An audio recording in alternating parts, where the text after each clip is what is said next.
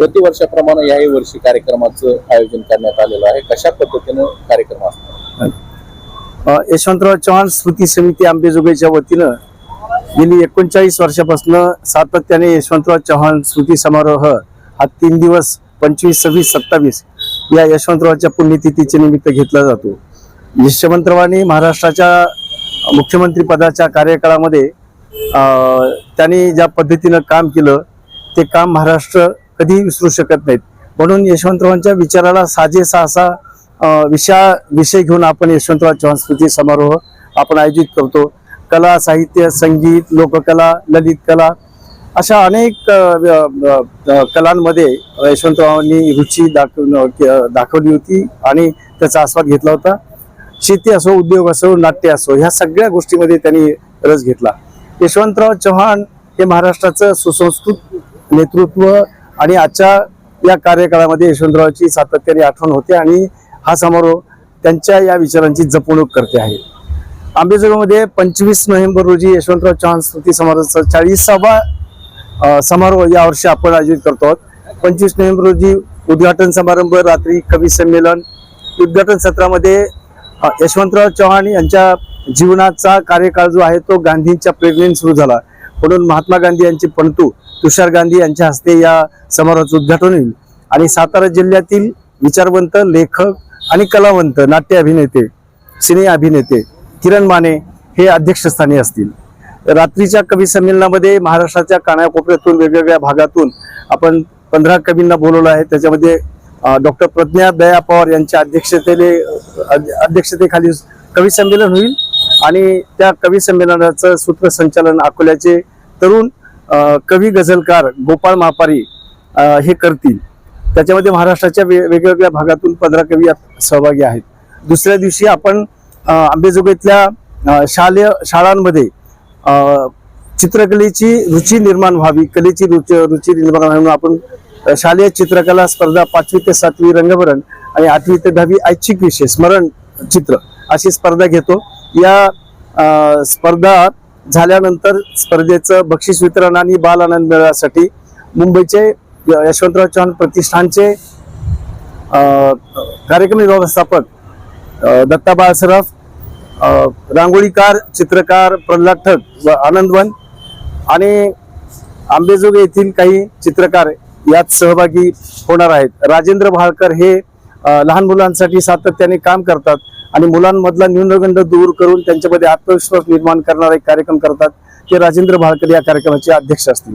रात्री तरुण गझल गायिका पूजा गायतोंडे, जी आजकाल सगळ्या जगामध्ये खूप प्रसिद्ध आहे, सुफी आणि गझल गायन असं तिचा गाण्याचा रंगरेजा नावाचा एक कार्यक्रम आहे. त्याच्यामध्ये सुप्रसिद्ध गझल गायकांनी गायलेल्या गझला आणि सुफी गायन ती करेल.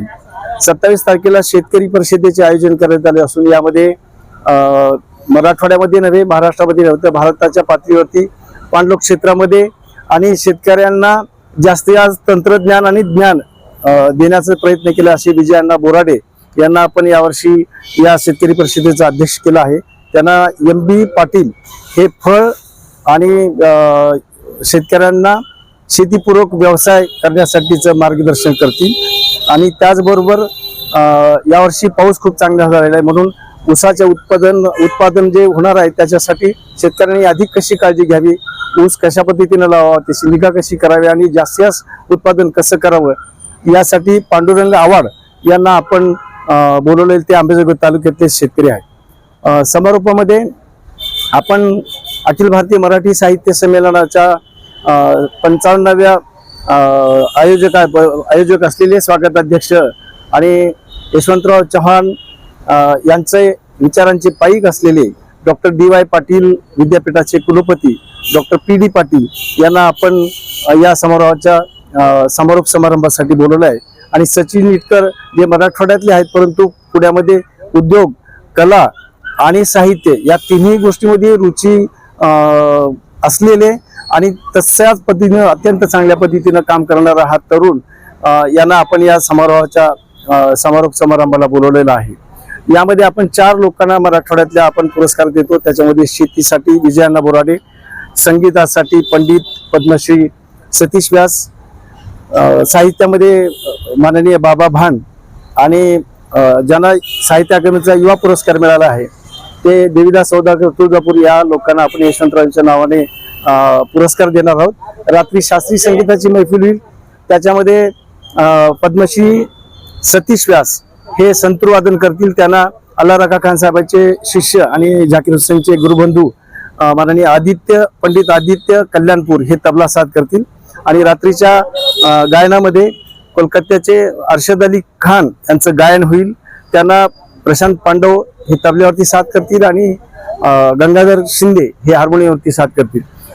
हा सगळा कार्यक्रम आयोजन करताना आंबेजोगाईतल्या काही गुणी कलावंतांना, मराठवाड्यातल्या गाई गुणीवंतांचा वाव मिळावा म्हणून आपण कला दालन करतो. त्याच्यामध्ये कला प्रदर्शनी, हस्तकला, रांगोळी अशा पद्धतीचं विविध पुस्तक प्रदर्शन असं एक प्रदर्शनी आयोजित करतो. यावर्षी आनंदवनचे प्रल्हाद ठक हे वेगवेगळ्या धान्यांपासून यशवंतराव चव्हाण आणि भगवंतरावजी बापू लोमटे ज्यांनी हा समारोह सुरू केला आणि ज्यांच्या प्रेरणेने हा आजही चालू आहे, त्यांच्या दोघांचे पोर्टल धान्यातून ते चित्र काढणार आहेत.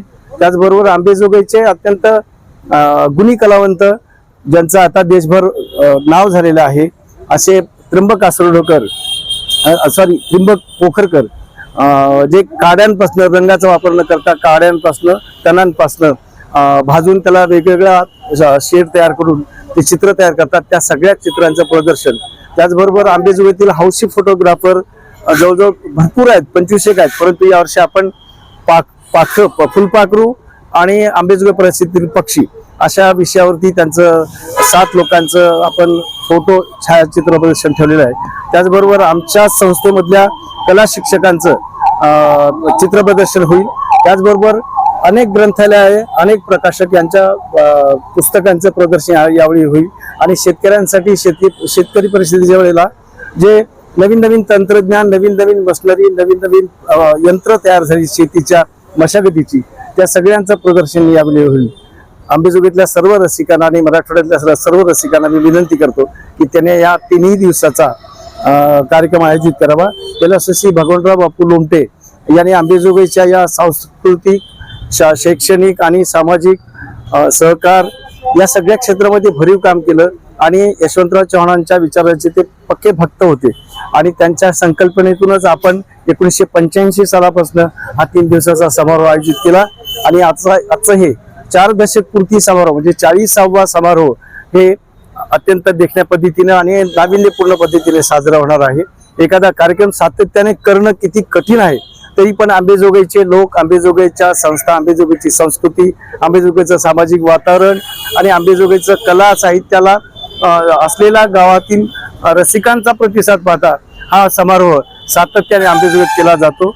आणि याला महाराष्ट्रभर आता प्रसिद्धी मिळालेली, तो नावाजला गेला आहे. आम्हाला अभिमान वाटतो की आम्ही यशवंतरावांची विचारांची, त्यांच्या राजकीय सुसंस्कृतपणाची, त्यांनी केलेल्या सहकार, उद्योग, शेती, कला, हस्तकला, लोककला याच्यामध्ये ज्या पद्धतीनं त्यांनी रुची दाखवून कलावंतांची इज्जत वाढवण्याचं, कलावंतांना प्रोत्साहन देण्याचं काम केलं, त्याच पद्धतीचा विचार ही समिती करते. आणि यशवंतरावला साजेसा, यशवंतरावला शोभेल असा, यशवंतरावांचा वारसा पुढे सर्व अर्थाने नेण्यासाठी हा कार्यक्रम आयोजित केला जातो. आपण सर्वांनी नक्की उपस्थित राहावे असं मी आपल्या सर्वांना आवाहन करतो.